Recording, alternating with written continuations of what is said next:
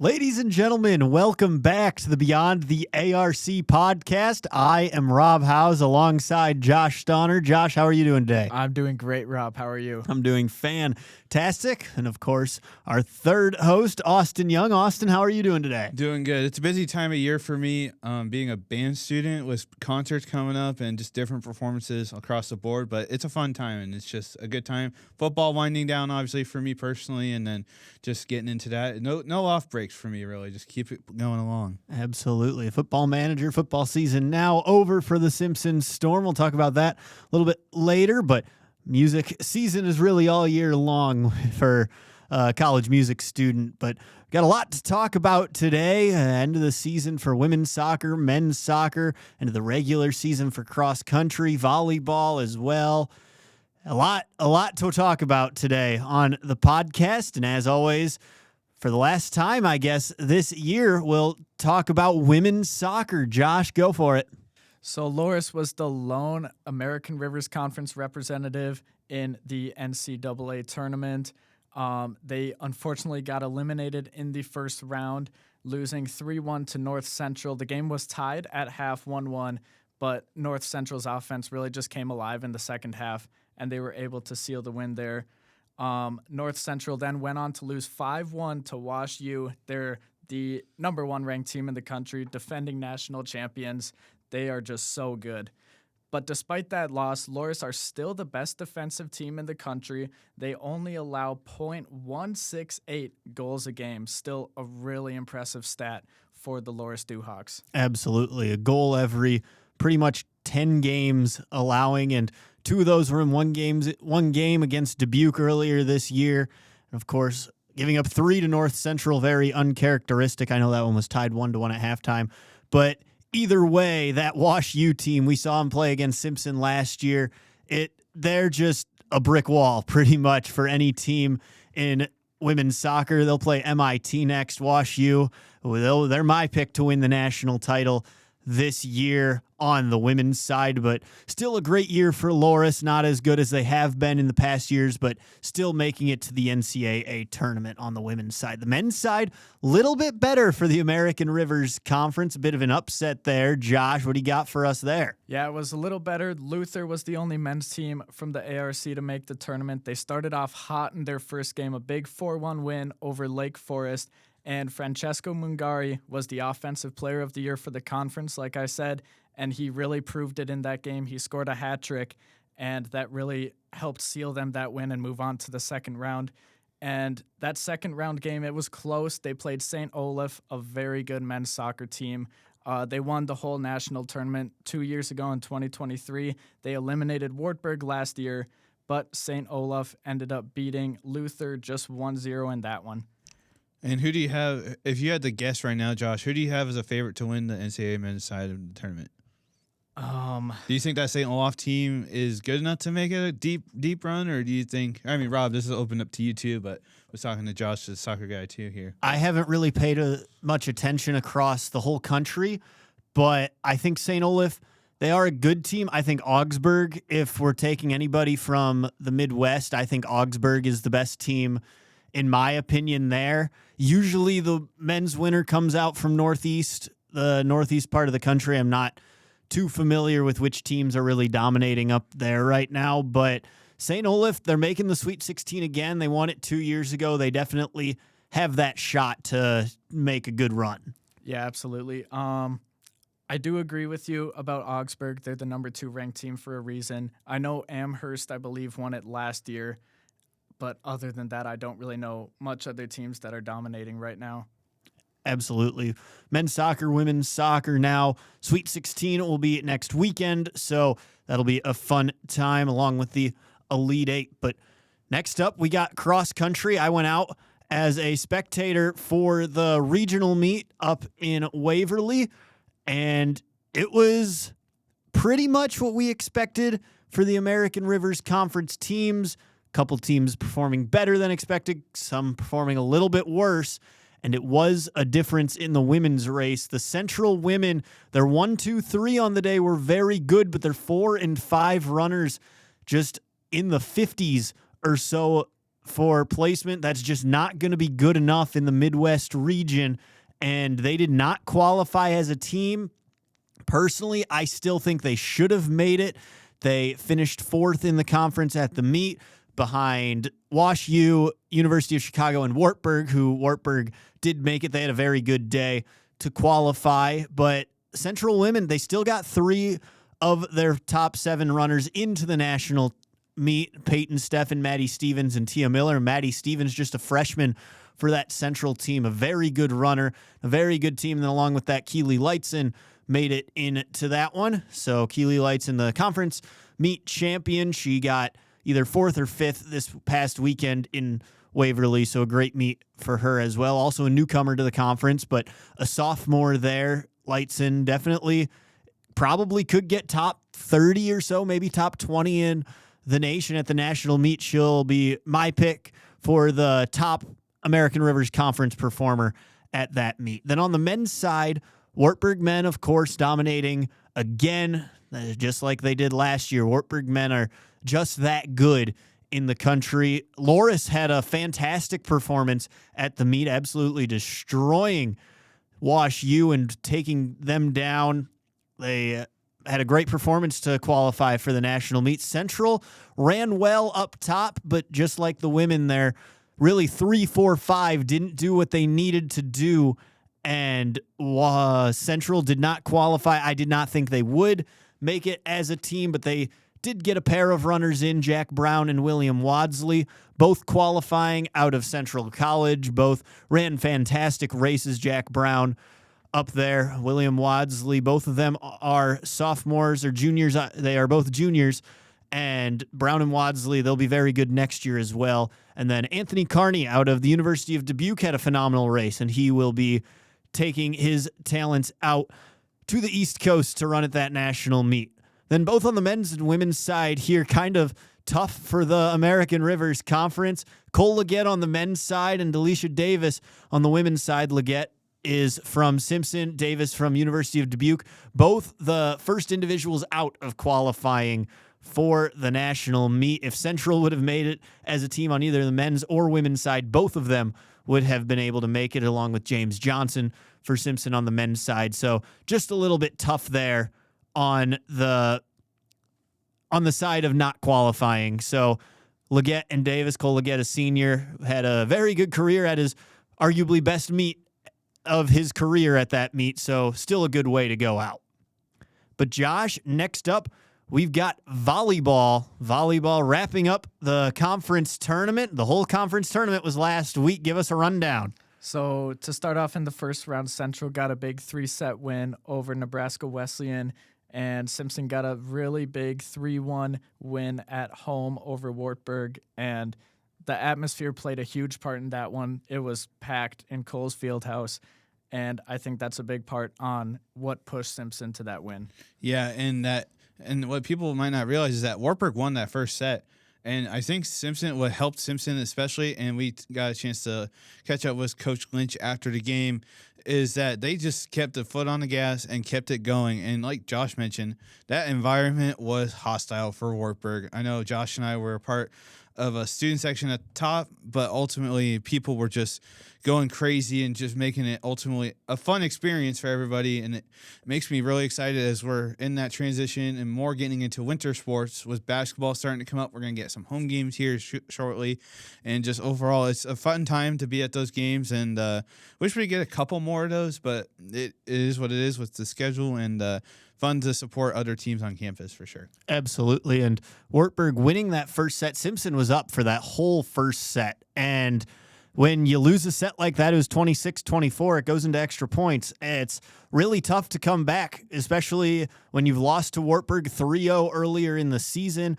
Then in the third set, Simpson was down big and went on a huge run to win set number 3, and that was really just it. Stepped on the gas even more, dominated the fourth set. So a very good win for Simpson, the 3-1 win, and Central really just dominating Nebraska Wesleyan as well. That match wasn't close, 3-0, and I think 2 out of the 3 sets were at least 5-point differentials. So not too shabby at all for Central. And Nebraska Wesleyan, I would say, a bit of a disappointing season for them, being the 5 seed, not even getting to host a conference tournament game, and then losing 3-0 in the first round of the conference tournament.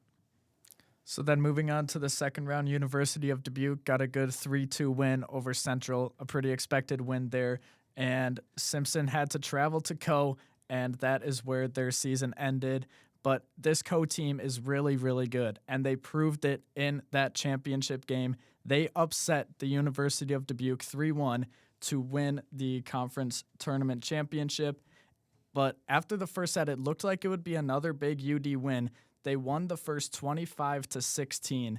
And after that, Co realized their season was on the line, and they just woke up. They won the second set big, 25-17, won the third after extra points, and then sealed it after a big 25-15 win in the fourth. Yeah, and for Co, I mean, that was, I would say, big for the conference, because if Co doesn't win that game, it's probably just University of Dubuque right now that makes that NCAA tournament. But with Co getting 2 American Rivers Conference teams, Rob will get into the bracket breakdown here in a minute. But for Co, Maggie Furlong is my player of the week. Josh, ready for this? She had 18 kills in that matchup versus UD. It was only 2 errors. It's like a quarterback throwing 18 of 20 in a football game with a decent amount of yards, like 100, 200 yards. And, yeah, that's an unbelievable performance by Maggie. So congrats to her and the Co-Hawks on winning the American Rivers Conference 2025 Volleyball Championship. Absolutely. And with Co, it's a big thing for them. Maggie Furlong's not their only weapon up front. They got Maddie Harris, who was a big one against Simpson. She had a fantastic game. And then Furlong, of course, in the championship, just dominant. Only 2 errors is really the key to that one, because you can't be making any errors against the University of Dubuque. Of course, service errors will happen every once in a while, and attack errors happen usually more than twice in a match. So when you're that precise, when you're making sure that one's in and you're getting the 18 kills, that's just a fantastic match for Maggie Furlong. So now we'll head on to the preseason rankings that me and Josh did. Could have done this last episode, but figured we'd do it after the American Rivers Conference Tournament. And this one was a bit of a wash. Both of us scoring 14 points. As I mentioned last episode, the way that it worked was we took our rankings and compared them to the final rankings in the conference. And however many spots away a particular team was, that's how many points we got. So you wanted lower points. So we both had University of Dubuque winning the conference and Co getting second, so 0 points there. Next up, though, we had Wartburg and Nebraska Wesleyan as 3 and 4, where they were 5 and 6. Then we both had Loris in the 5 spot, and then you had Central at 6 and Simpson at 7. I had Simpson at 6 and Central at 7. So those both evening out as they were both below, so it didn't impact the scoring at all. And then we both flipped up Luther and BV at the very end as well. So 14-14 a wash, and then we'll talk about the football ones in just a little bit. Yeah, and it's like we've mentioned multiple times during this season of volleyball. In the tournament, and as far as playing, you just got to go out and play. And I know we mentioned that volleyball is one of those sports where it's any if it's your day, it's your day. Like Co, that was their day on Saturday to beat University of Dubuque. And yeah, I'm a little not as surprised because I don't know going in, new coach, what we thought of Simpson was going to be, but obviously they proved out to be back where they probably want to be and hope to stay consistent from there. Obviously losing a couple key seniors, but they're also bringing back a lot of talent, young talent. And not too many seniors next year either. Looking at about 4 for the Simpson Storm next year. Absolutely. Simpson definitely the most surprising team this season on the volleyball side. A lot of people had them finishing 7th in the conference, not making the ARC tournament to get that 3 seed was big. But now we're going to talk about a little bit about the NCAA tournament and the bracket breakdown. Josh has got some stats for us to start it off. What do you got for Co and the University of Dubuque? So for Co's first round game, they will be playing against UW Whitewater, who is a very good team. They're 25-7 on the year, and they've had a lot of common opponents this year. They both lost to UW Eau Claire. They both beat UW River Falls. The only differences in their common opponent schedule, UW Whitewater beat Gustavus Adolphus, and Co lost that one, but UW Whitewater lost to UW Platteville, where Co won. And then University of Dubuque will be playing Cornell in their first round game. Cornell is 19-10 on the season, but they are still a really good team. UD did beat them 3-1 earlier in the year, but Cornell has played 8 ranked or receiving votes teams this year, so they know how to play better teams. Absolutely. And I thought both of these draws were pretty good for both of these schools. I think for the first round especially, University of Dubuque got a fantastic draw against Cornell, a game that they probably should win, definitely not a gimme. And like you said, University of Dubuque beat them already this year. I believe that game will be played in Oshkosh, as there are 8 teams in each region that go on like soccer where it's just the first 4. It's all 8 are in the same region. So they will head to UW Oshkosh, and that's where it gets a little bit difficult, is that the University of Dubuque's quarter of the bracket, I believe, is the most difficult. You have UW Oshkosh, who's up there. They're ranked 4th. Laverne currently ranked 2nd in the coaches poll. So 2 teams in the coaches poll that are both in the top 4 in your quarter of the bracket. Not exactly something you want to see. Dubuque will play Cornell, and then if they win that one, they'll play the winner of Wash U versus St. Ben's. That should be a pretty good match as well. Wash U ranked 1 spot above Dubuque in the national rankings. Oshkosh should have a pretty easy road. They play Greenville before they play either Edgewood or Gustavus Adolphus if they win their first match. And then Oshkosh, definitely the favorite to come out of that one, but Dubuque still has a shot. And then Johns Hopkins and Laverne also both in that quarter of the bracket. So a very good quarter of the bracket for the University of Dubuque. For Co, they have a bit tougher of a first-round match. They play Whitewater, who's ranked 11th in the coaches poll at the moment. They're in the Illinois Wesleyan bracket. I would say that's a bit easier than the UW Oshkosh bracket, just because Wesleyan hasn't played as many fantastic teams as Oshkosh had. Their strength of schedule isn't as great. Still a fantastic team, ranked 3rd in the country in the coaches poll, but really, for Co, they just got to control their own destiny. They just got to beat that Whitewater team off the bat, play either Calvin or Hanover, and hope they can just make a deep run a lot more difficult for them, I believe, as if they can play like they did against the University of Dubuque, especially in those last 3 sets, they can make that run. But they play a very difficult Whitewater team to start it off, so it'll be really interesting to see what goes on right there. But that's all we got for the volleyball side. It'll be really fun to watch the volleyball NCAA tournament on the D3 side. It'll be really fun. So next up, football. The regular season comes to an end. We'll start off here with Austin talking about that Simpson-Nebraska Wesleyan matchup. A bit closer than we would have liked, wasn't it, Austin? Yes, it was. But first off, credit to that Nebraska Wesleyan team. Obviously, nothing to lose in this game. Neither team obviously is going to make a postseason run, but Wesleyan, I think, was just playing for pride. And boy, did they bring a lot of pride to that game. Simpson started off hot, got out to a 14-0 lead early, but then kind of like what we saw in that Loris game, just a little bit sooner as far as, and then here came the Wesleyan as far as making a run, and then they went on a 21 straight point run. Actually, I think it might have been 20. I think they missed a PAT in there. But then Simpson just kept fighting down, kept their foot on the gas, kept trying to stay focused and made the right adjustments. But I'm not going to call him out. I don't know his name or who it was. But at one point on that last drive where Simpson's Aiden Lanier went on to make the game-winning field goal, they got a huge personal foul called on their coach on the sideline. I was standing basically the numbers right across from him. And I cannot repeat what he said because I heard what he said. And next thing you know, I just looked at the ref and he's pulling out the flag for unsportsmanlike conduct on that coach. But that was after a penalty prior on the play. I believe it was a pass interference or something on the play. And then that 15 yards, it was just killer. And Aiden Lanier is not going to miss that field goal any day of this week.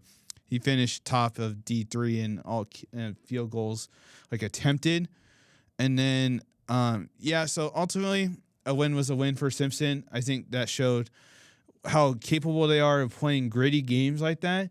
We've seen it a little bit this year, but ultimately Simpson got the win and finished 6-4 with a winning records for the first time since 2018. So definitely on the right projection from 1-9 back-to-back years a couple years ago. Absolutely. And for that Nebraska Wesleyan team, head coach Brian Keller retiring after his 30th season with the Prairie Wolves, Nebraska Wesleyan, an NAIA team before they switched to Division III in 2016. And a very good football coach before this year. He's 132 and 150 overall, so a losing record overall, but still a very good coach in Brian Keller. 30 years if you're at the same institution with the same program and making a jump from NAIA to Division III, not an easy thing to do at all. So Brian Keller, congratulations on your retirement, and not quite sure, might not be the only change in some coaching staffs we see after this year, but this one we do know, and Nebraska Wesleyan will have a new coach next season after Brian Keller has retired. Then, along with the Simpson-Nebraska Wesleyan game, a few other games this week. Loris versus Luther. Loris, the big win there. Wartburg with a huge win over Buena Vista. Kind of just a tune-up game. They'll have another bye week next week. We'll talk about that a little bit later.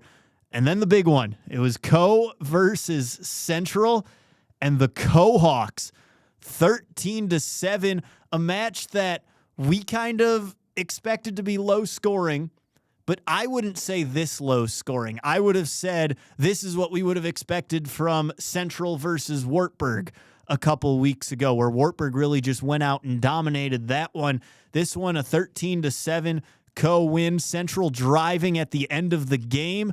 Co getting a big stop on 4th down. Central was deep in Co territory, maybe inside the 30 for sure, maybe even deeper than that. So Co's defense, as they have all year long, coming up with a big stop between their running game. You have Quincy Drummer, of course, once again. He's my pick right now to win the American Rivers Conference Offensive Player of the Year. I don't know, Austin, what would you say? I would 100% agree with that. I mean, just on Saturday alone, he had 16 carries for 128 yards and a touchdown. It was a 63-yard run in that game. Obviously, that's a difference maker. I mean, and then Trayshawn Cunningham was the other touchdown for the Co-Hawks, who had a 35-yard long run at one point too. But yeah, Quincy Drummer in that Co game averaged 7.8 yards a carry. That's really hard to do against that Central defense. And it's like you said, we expected this type of score a couple weeks ago, not this game. I expected a little bit higher scoring, and if it did, I would have gave the nod to Central, because Central's offense I thought was better than Co's offense, but obviously they're proving me wrong as they win in the win or go home situation against the Central Dutch. Absolutely. That 63-yard run was the first touchdown of the game for the Co-Hawks. So Quincy Drummer, my opinion, the offensive player of the year in the conference. We'll find that out a bit later this week, along with defensive player of the year. A few nominees for that one. Noah Noland could be out of Simpson, could be the winner of that award. It is going to be very difficult to decide on these awards because offensively hasn't been one amazing player. Like we said, Quincy Drummer, Joey Anderson of Wartburg has been up there along with Dawson Rudd. There's a lot of different guys that could win this award for Offensive Player of the Year. The same on the defensive side. The defenses have been fantastic in the American Rivers Conference this year, so it'll just be really interesting to see when those awards come out. But now we'll head back to our preseason rankings once again. And on these ones, Josh, 6 points. A great showing out of Josh. He had Central ahead of Simpson, which mixed them things up a little bit. He had Nebraska Wesleyan over Loris and Buena Vista, so those just mixed it up a little bit. But as for me, 2 points, the only mix-up being Buena Vista and Nebraska Wesleyan. And gosh, if Nebraska Wesleyan could have just won that game against Buena Vista, I would have been perfect. But that was a really good game in the snow against BV, of course, the one to mix up my rankings. That is all we have on the football side for the American Rivers Conference at the moment. We'll talk about the NCAA playoffs as part of our Around D3 segment, and we'll add Wartburg and Co. in there. But we'll head on to men's basketball real quick. Of course, non-conference play still just getting underway. Co, by far, on the men's side, the most impressive team this year. They took down Platteville and Superior. Platteville ranked 18th in the country, and winning those two games early on in the season, they're now 4-0 against some very good teams. Central has been pretty impressive, only lost by 3 to St. John's. Also beat Augsburg, as Simpson and Central played both of those teams on back-to-back days, just switching who played each team on what day. And Central played a lot better again than Simpson in those ones against those teams. Simpson didn't play terrible against Augsburg, didn't play as bad as last year against St. John's. They're definitely on the come up, but Central's definitely a better team than Simpson at the moment. And then you got 3 undefeated teams in the American Rivers Conference. First, you got Luther at 3-0. They haven't really played anybody fantastic. Beat Bethany Lutheran in their last game. They beat Crown earlier this year. Not really fantastic opponents, but still good for Luther to be 3-0, expected to finish at the bottom of the conference. Those are the games you need to schedule, and those are the games you need to win when you want to build your program back up again. Dubuque 2-0 against some decent teams. Like we said, Dubuque's a fantastic team. They beat DePauw earlier this year, then they beat Edgewood, but 2-0 against some decent teams, and that's all you need to do right now at the beginning of the year. And then, as I mentioned, Co 4-0 against some very good teams. So not a bad start to the season for the American Rivers Conference. Nebraska Wesleyan hasn't been fantastic. They're only 1-3 right now. So they're really the main disappointment, I would say, but still a lot of season left to be played there. Next up, we got the women's basketball side, and Simpson and Co., the 2 undefeated teams right now. Neither team has faced a huge challenge quite yet. Simpson took 2 wins, first one against Alma in a really close game, then destroyed Wheaton.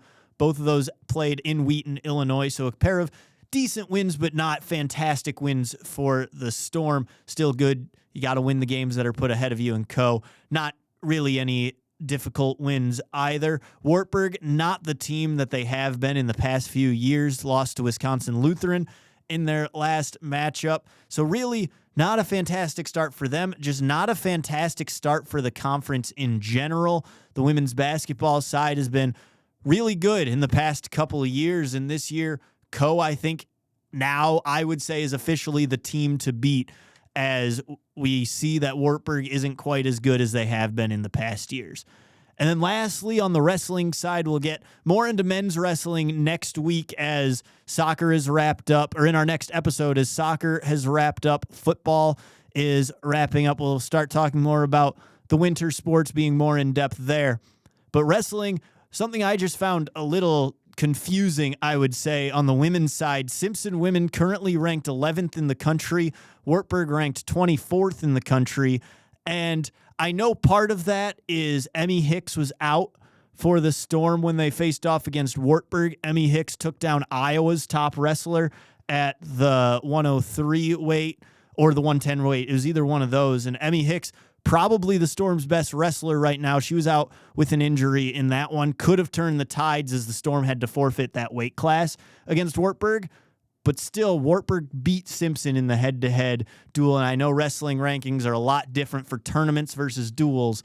And I don't know, I just thought that was a little bit confusing. Yeah, I definitely agree about that. It'll be interesting to see how that plays out in the end. But ultimately, Simpson is ranked a better team, which obviously we know in head-to-head that's not the case. But even if you take away, I mean, even if it's just a decision, that's only a 3-point difference for Wartburg to Simpson still, but they still won that meet pretty like that. It would have been a 9-point swing because you take away 6 for Wartburg, you give Simpson at least 3.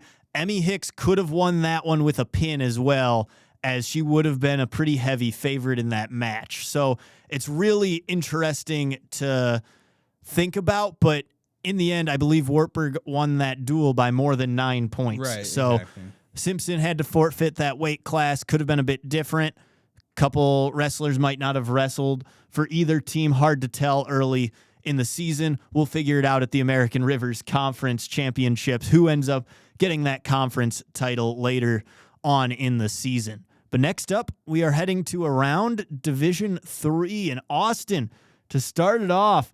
What happened on the women's basketball side around Division 3? Yeah, so we had mentioned last week that Simpson College men's basketball went to go play an exhibition for Simpson, an actual game for Drake men's basketball, D3 versus D1. And this week we saw that in the women's side was Scranton taking on Division 1 Power 5 Conference Pitt, and Scranton got the win, a D3 team beating the Division 1 team. I'm going to ask for both your thoughts on that.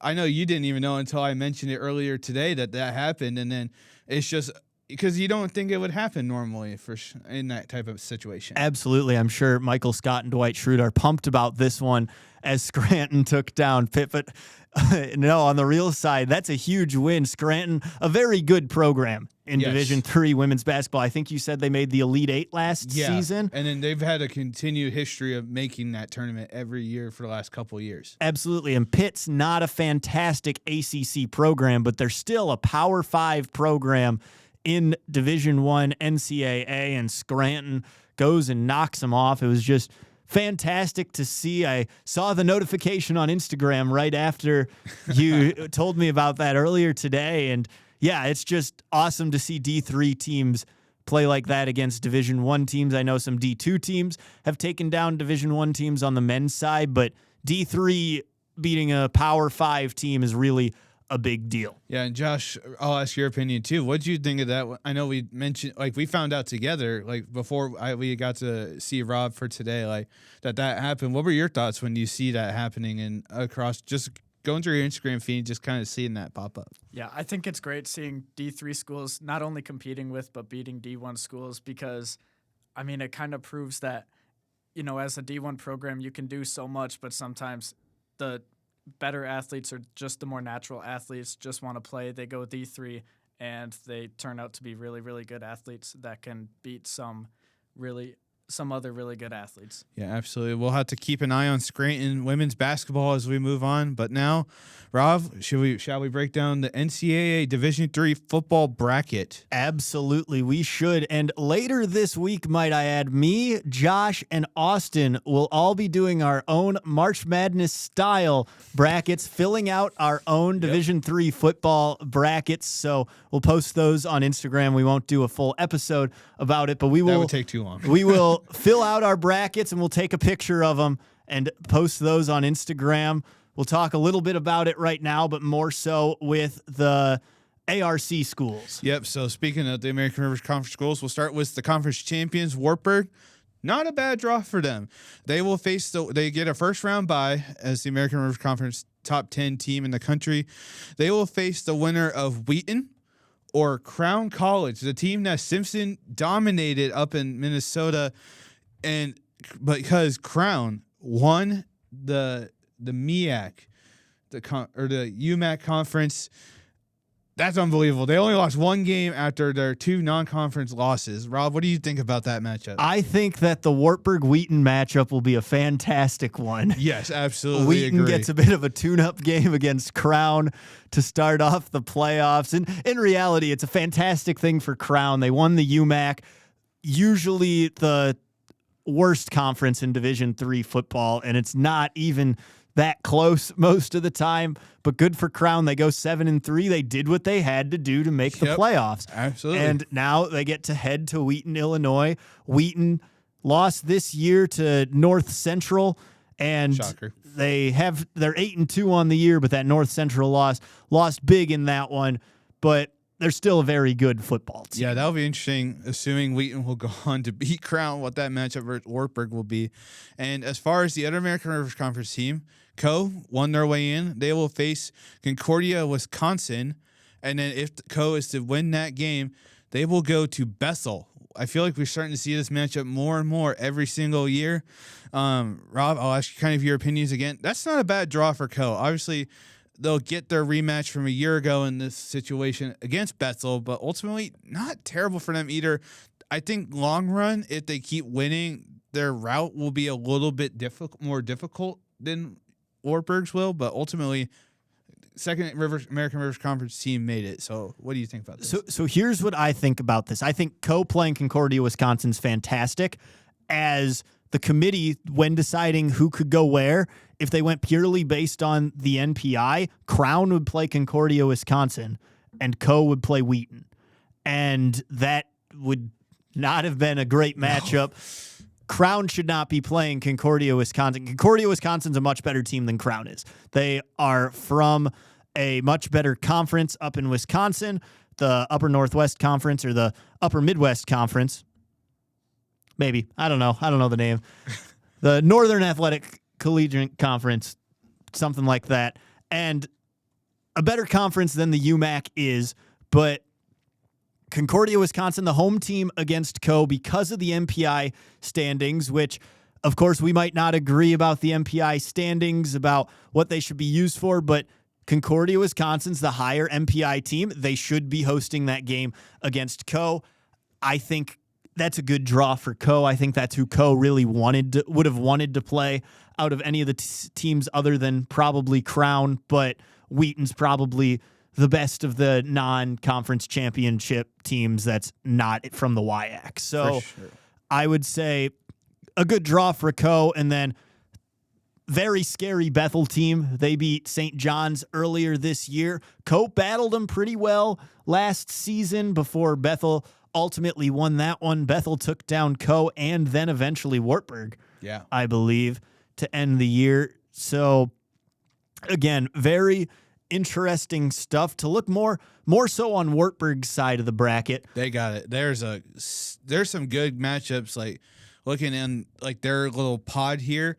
I'm looking specifically at the bottom teams in this little side. St. John's will face Monmouth College. And then in that same side, we have the WIAC champions, UW River Falls, who will get the winner of Whitworth and Chapman. I believe that game will be played at Whitworth, if I'm not mistaken. And assuming River Falls and St. John's can get past both those teams, that St. John's River Falls game could be, in my opinion, the game of the year. And that's only the third round. So for that not even to be a Final Four matchup is insane to me. And then on the top side, Wartburg, if they are to beat Wheaton or Crown, if something was to happen there, we can't always assume for sure, they would get the winner of Whitewater and DePaul in Whitewater. Whitewater versus Wartburg, I think that could be a pretty decent game. What do you think? Here's the thing. In my opinion, I think out of, say, the first round, so the first two rounds, which not counting the play-in games, it's Wartburg playing the winner of Whitewater DePaul if Wartburg can win that first game. I think out of all the teams that get the bye while playing someone that has a play-in game, Wartburg has the easiest route, in my opinion. Whitewater, I would agree. Whitewater's been a very inconsistent team this year. DePaul, not a terrible team. They just beat Wabash, so a good win coming out to end the year. But I think out of all the WIAC schools that you want to play at the moment, Whitewater would be the one I would say. Whitewater, historically, the best WIAC school. They've been dominant for D3 football. They were for a very long time where it was just Whitewater and Mount Union in the national championship game. But there's a new dog in town, and it's the University of Wisconsin River Falls. Absolutely. And UW River Falls, like you said, that game against St. John's, I hope that is a sold-out game at River Falls, and all the UW schools have a lot of capacity, a lot of seats in their stadiums, and UW River Falls versus St. John's could be an outstanding match if both those teams win. Whitworth versus Chapman, of course, to play against River Falls. Monmouth, not a fantastic team, not a fantastic conference in the Midwest Conference, but still a 9-1 team. They hung with Wartburg for a little bit at the beginning of the year, but first game of the year, Wartburg, their defense was still as dominant as they have been. So if River Falls defense just plays decently, or if St. John's defense just plays decently, I don't think Monmouth will be able to keep up with them. And heading back to Concordia, Wisconsin, they are part of the Northern Athletics Collegiate Conference. And we did mention this, I believe it was last year in the podcast, that Concordia, Wisconsin moving to the CCIW in 2027, so they will be in the same conference as North Central. They will be joining the likes of Wash U for football. So the CCIW with Wheaton, North Central, Wash U, Augustana, getting another very good team in Concordia, Wisconsin. So very interesting to see what happens there. We will fill out our brackets. I know North Central right now, the favorite to win it all.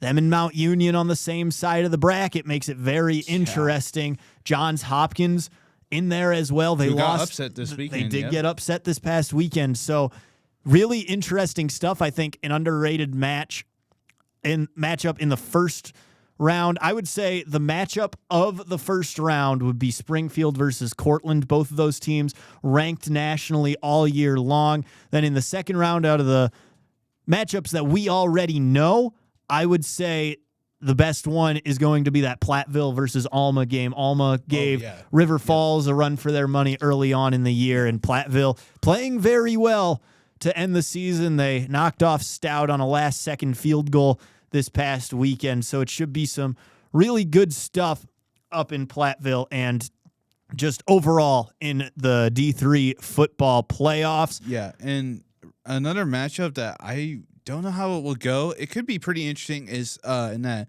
not the play-in games, but the next round. That is Hope and La Crosse. That could be a decent, interesting matchup for both those programs. That would be at Hope for that matchup, but that could be a decently sneaky good game in there. Absolutely. Hope destroying Loris to start off the year. That John Carroll, Randolph-Macon matchup as well. Randolph-Macon lost to Central to start off the year, but won their conference.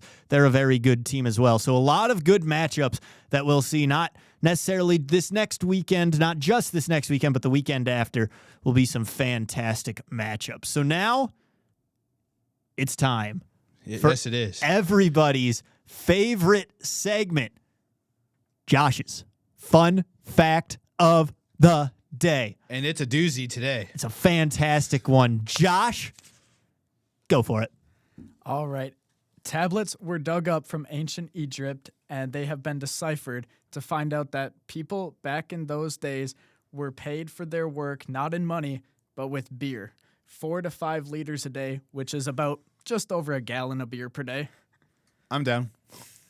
Me as well. Josh can't be down as he's the only one not 21 here on the podcast, as tablets deciphering that they were paid in beer. That's almost a gallon of beer per day to get, which I'm pretty sure a whole day's work right now you could pay for a little more than a gallon of beer. But, you know, Josh, if you could be paid in anything besides money, what would you be paid in?